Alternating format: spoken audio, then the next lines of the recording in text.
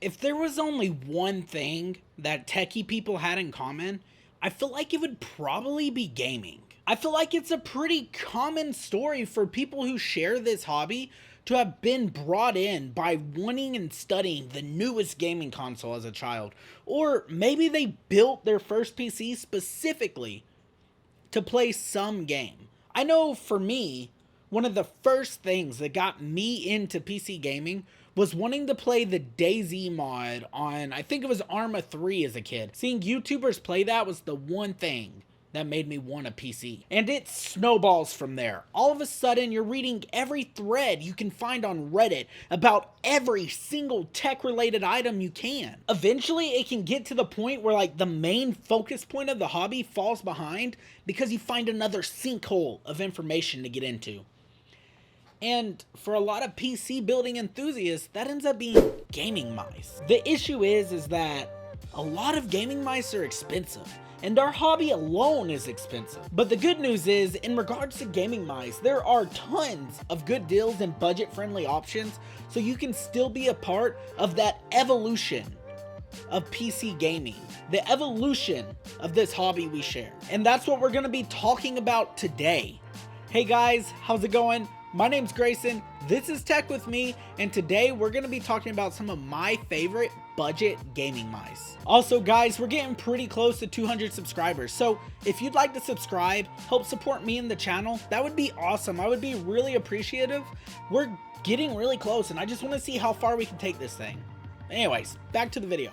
To get us started, I may as well talk about what is probably my favorite name brand in regards to PC peripherals, and that's Razer, specifically the Razer DeathAdder. Now, there are a lot of versions of this mouse, but to keep it on topic, we're going to be talking about the DeathAdder Essential, which is their budget-friendly option. And to be honest, what can we say about the DeathAdder that hasn't already been said?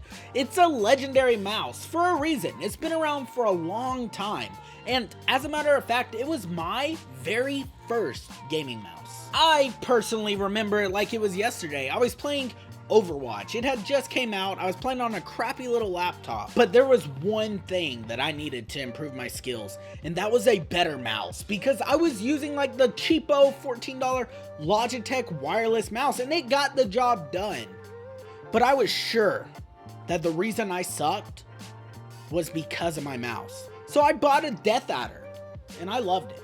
And I still do to this day. The DeathAdder Essential starts at only $29.99, which I think is a steal for such a legendary mouse. It's got great ergonomics, it's not the heaviest mouse in the world, and it does have a few extra buttons that you can customize to your fancy. On top of that, Razer sensors have always been pretty good, and they're fairly accurate as well. And in my experience, the Razer DeathAdders have always held up well and been really reliable. Now, experiences may vary. I know that some people online have the total opposite experience, but for me, they've been fantastic. Now, the DeathAdder Essentials does lose a few things, which bring the cost down and make it the essential version.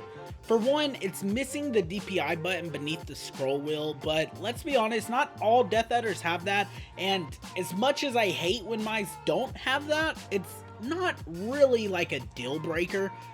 More importantly though, well, kind of, at least for gamers it is, the RGB is kinda gimped a little bit. It only comes in Razer Green, which is sick, and it does look good, but don't get this expecting customizable RGB. I think that's fine for 30 bucks, especially if you're looking for a budget mouse, especially if you're looking for like a budget mouse. Most people are gonna be more worried about the ergonomics, the ease of use, and the price to performance ratio than they are the aesthetics, and that's perfectly fine. I'm okay with them gimping the RGB a little bit if they can make this mouse more affordable, and they did. But maybe you don't love Razer and you would like a different option. Well, if that's the case, I've got one for you. The Logitech G502 is another legendary gaming mouse. It's one that's been around forever. And to be honest, it wasn't always a budget option, but going back to what I just said, because it's been around forever, the price is lowered. Its MSRP or regular price is around 80 to 100 bucks, but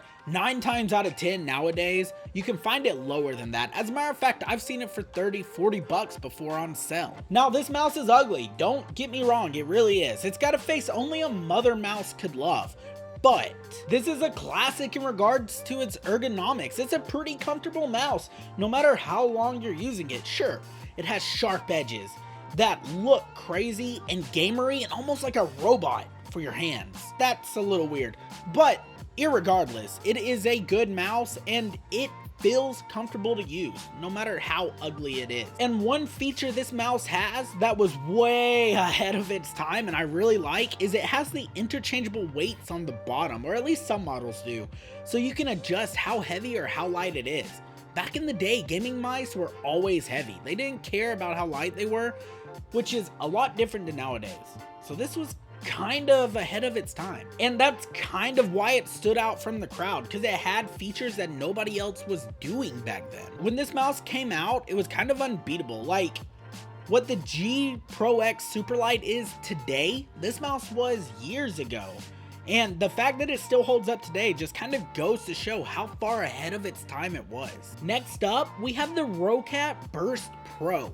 Now, this isn't a mouse that I have personally used, so I can't speak to its performance on my own, but I have heard so many great things about not only the brand, but this mouse itself. For only $40, you get a 16,000 DPI sensor and what I personally think is one of the coolest RGB setups on a mouse that I've seen. The covered honeycomb design just really speaks to me, and I don't know why, because I hated it when I first saw it, but the more I look at this mouse, the more it grows on me. Not only that, it's got customizable RGB, which not every mouse on this list has. It's fairly light, it's got high DPI and an accurate sensor, it's got 2 programmable buttons on the side, as well as the DPI button below the scroll wheel, which is always awesome. One of the mice on this list don't have that, maybe even 2.